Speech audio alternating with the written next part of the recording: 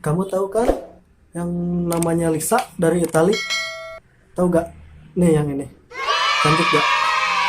Ya, cantik ya. Lisa dari Blackpink. Kalian tahu gak? Ini gambarnya aku contohnya. Nih di atas. Di atas. Ya. Tapi satu lagi yang ada yang lebih cantik ya. Dari Lisa Itali sama Lisa Blackpink. Yaitu, mau tahu gak? Nih, saya tunjukin ya gambarnya. Nih, ya, kalian tahu gak bahasa Sundanya itu apa? Ya, itulah Lisa dari Sunda.